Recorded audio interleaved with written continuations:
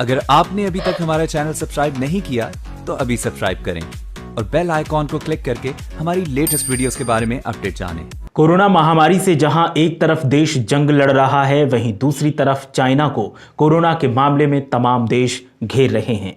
China की जमीन से निकले कोरोना को अब तमाम देश चाइना का जैविक हथियार बता रहे हैं और चाइना पर तमाम तरीके के प्रतिबंध लगाने की मांग भी की जा रही है। यहां तक कि जापान ने तो चाइना से अपनी कंपनियों को वापस बुलाने का आदेश दे दिया है, साथ ही अपने देश में निवेश करने के लिए आर्थिक मदद का ऐलान किया है। जापान ने भारत में कंपनियों के निवेश में आर्थिक मदद की भी पेशकश की है। आरोप लग रहा है कि चाइना खुद को मजबूत बनाने के लिए दूसरे देशों को जैविक हथियार के जरिए कमजोर कर रहा है और चाइना पर धोखेबाजी का आरोप लग रहा है।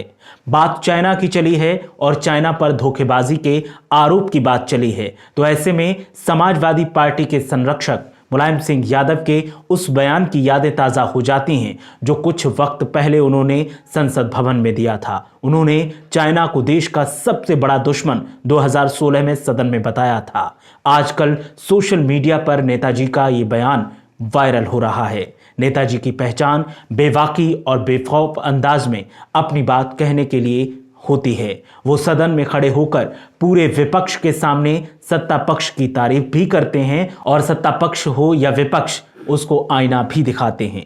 यही वजह है कि हर दल नेताजी की इज्जत करता है। खैर, बात चाइना की हम कर रहे थे, तो नेताजी का ये सियासी अनुभव कहा जाए या फिर उनकी दूरदर्शिता कि नेताजी ने 2016 में संसद में खड़े होकर पाकिस्तान से कम देश को चाइना से खतरा ज्यादा बताया था। साफ शब्दों में नेताजी ने कहा था कि जो देश धोखा देना अपना मूल मंत्र मानता हो वो कभी किसी के साथ अच्छे संबंध नहीं रख सकता। 1962 के युद्ध का हवाला और तत्कालीन चीनी राष्ट्रपति के दौरे और फिर चाइना के हमले का हवाला देते हुए नेताजी ने साफ कहा कि अगर इतिहास उठाकर देखा जाए तो चाइना ने कभी किसी देश के साथ वफादारी नहीं की। नेताजी मुलायम सिंह यादव ने अपने रक्षा मंत्री के दौरान के अनुभव को साझा करते हुए कहा कि मैं दावे से कह सकता हूं कि चाइना कभी किसी का सगा नहीं हो सकता। नेताजी मुलायम सिंह यादव का यह भाषण सोशल मीडिया पर तैर रहा है। आप भी सुनिए उन्होंने क्या कुछ कहा था और समझने की कोशिश कीजिए कि उस वक्त जो अंदेशा जाहिर किया था नेताजी ने, क्या वो इस वक्त सटीक होता है साबित। सदन में पूरे सदस्यों को पूरे सदन को स्पष्ट करना चाहता हूँ। आम तौर पर पाकिस्तान पर तो हमला करेगी। पाकिस्तान हमारा देश का कुछ नहीं बिगाड़ सकता है। अगर वो एक शहर गिरा देगा नहीं बिगड़ता, उसके 5 शहर खत्म हो जाएगा। असली खतरा में लगातार 1400 साहब के सामने बोल रहे कि चीन घात लगाए बैठा है हिंदुस्तान में। चीन धोखेबाज देश है। अगर चीन कमजोर होगा तो चुप बैठेगा और मजबूत होगा तो आपके सामने आ जाएगा। और चीन ही दुश्मन मानता है हिंदुस्तान को। नोट कर लो, मेरी बात सच है। मैं भी रक्षा मंत्री रहा हूं। मैंने चीन के बारे में किया है। उसने फौज भेज दी 1 किलोमीटर अंदर, मैंने 4 किलोमीटर अंदर भेज दी। वो हटा लेगा तो वो भी हटा देगा। हमारी फौज कमजोर नहीं है। दुनिया में सबसे बहादुर फौज अगर है तो हिंदुस्तान की है। ये मैं आपको कहना चाहता हूं। इसलिए चीन से सावधान हो जाइए। पूरे सदन को कहता हूं इस मुद्दे पर चीन से। चीन नहीं मानेगा। चीन हिंदुस्तान पर किसी न किसी से समस्या पैदा करेगा। अब उसने गठजोड़ किया है पाकिस्तान से और आपको करना चाहिए था पाकिस्तान तक कह दे भाई मेरी तरफ से तुम छोटे भाई मैं बड़ा भाई, आपको हम प्यार करेंगे, तुम आप इज्जत दूं। आप पाकिस्तान से संबंध रखिए। चीन से संबंध रखने कोई जरूरत नहीं। प्रधानमंत्री जी को मैंने कुछ कहा नहीं, कभी उनसे हाथ मिलाने नहीं जाना चाहिए। तभी धोखा देता है।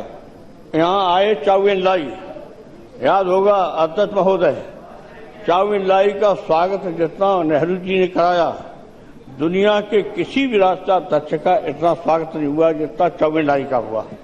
और चाउ एन लाई ने वास्तव में जाके हमला कर दिया। 1 लाख वर्ग किलोमीटर हमारी जमीन अभी तक चीन दबाए बैठा है। और ये प्रस्ताव है लोकसभा का अध्यक्ष महोदय कि चीन जब तक हमारी जमीन वापस नहीं करेगा तब तक चीन से हम कोई बात नहीं करेंगे। ये प्रस्ताव है लोकसभा के अंदर, लेकिन चीन से बात कर रहे हैं और चीन धोखा दे रहा है। जो कुछ कर रहा है वो पाकिस्तान को बहाना करके आगे आना चाहता है आपके खिलाफ। इसलिए मैं पूरे सदन से कहना चाहता हूँ इस संबंध में गंभीरता से, और प्रधानमंत्री जी और जो भी आप बैठे हैं, हम लोग की राय ले लीजिए। हमारी सेना कमजोर नहीं है। अगर चीन इस तरह धमकाता है तो हम लोग उससे दूना धमकाने की कोशिश करना चाहिए। मैंने करके दिखाया, मैं इसलिए कह रहा हूं मैंने करके दिखाया। इसलिए चीन से खतरा है, पाकिस्तान से खतरा नहीं है। ये दिमाग से निकाल दो। हमेशा पाकिस्तान के खिलाफ पाकिस्तान।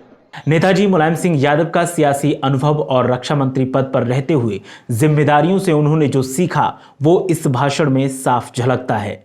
और आज के ताज़ा हालातों को अगर देखा जाए तो तमाम देश चाइना पर कोरोना नामक जैविक हथियार का इस्तेमाल करने का आरोप लगा रहे हैं।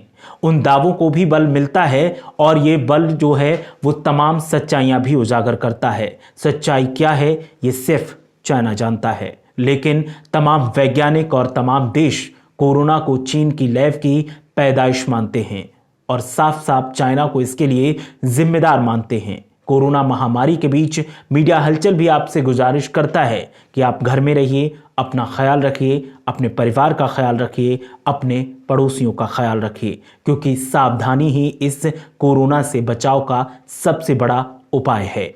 हमारी ये खबर आपको कैसी लगी हमें कमेंट करके बताइए। वीडियो को लाइक कीजिए, शेयर कीजिए, चैनल को सब्सक्राइब करना मत भूलिए।